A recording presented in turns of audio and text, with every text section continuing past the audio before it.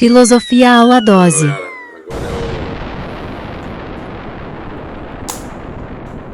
Agora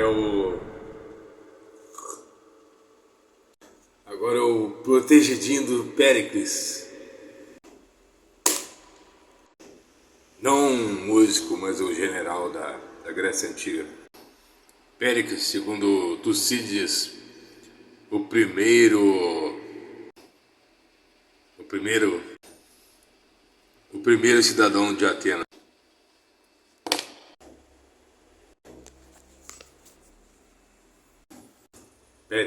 Péricles não, Anaxágoras. Então, dizem que ele fundou a primeira escola filosófica em Atenas, sabe? Um jônico também. Mais um outro também que pouco criativo, que escreveu um tratado chamado como é que chamava o tratado? Sobre a natureza. Só para recordar, os Eleatas era daquela corrente que dizia que o pensamento verdadeiro é vindo da razão, o pensamento racional.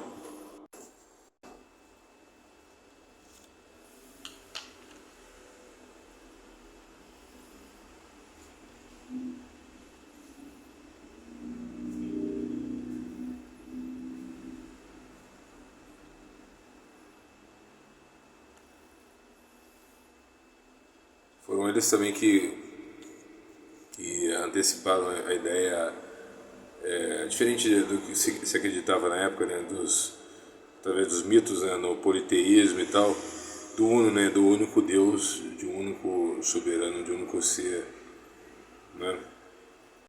Escola também da princípio da lógica e da metafísica.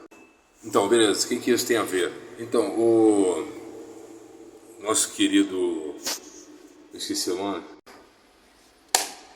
Então, o Anaxágoras já acreditava no múltiplo, né? Ele queria construir uma visão do múltiplo em contraponto à ideia do uno, o monista de Parmênides, né?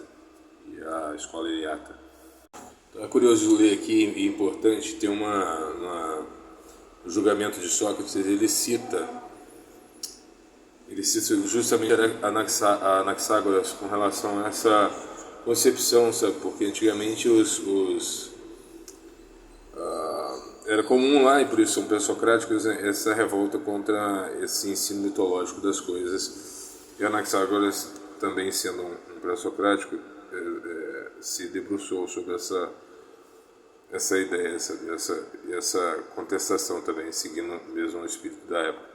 E aí, numa passagem de Sócrates, abre aspas.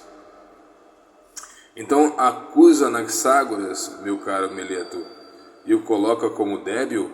Supõe que sejam tão iletrados que não sabem que os livros de Anaxágoras de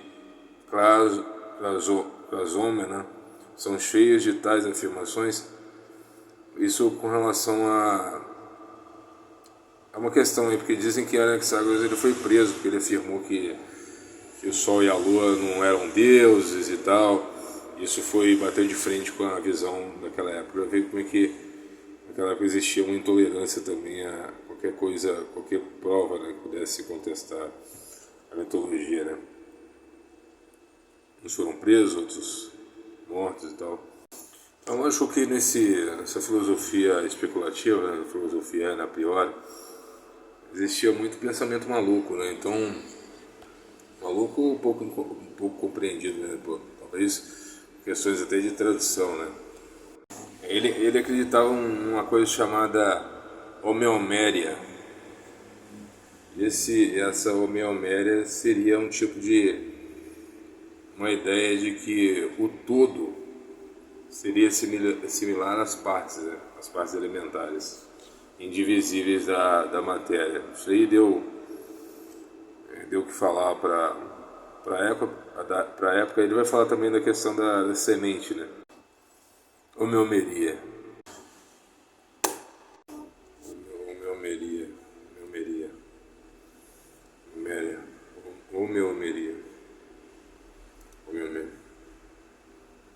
E aí, continuando, você tem a ideia de Anaxágoras a respeito do nous, que se harmoniza com a homeomeria, que seria, e aí eu vou abrir aspas aqui, Anaxágoras escreveu nous como a divina razão universal que ordenou o mundo a partir do caos original, iniciando o desenvolvimento do cosmos. Anterior a ele, vai citar alguns aqui, etc. O nous também poderia ser visto aí como um intelecto, razão, mente. Não existiria assim uma tradução específica para o nosso português, né, que ficasse mais interessante, mais compreensível, mas já deu para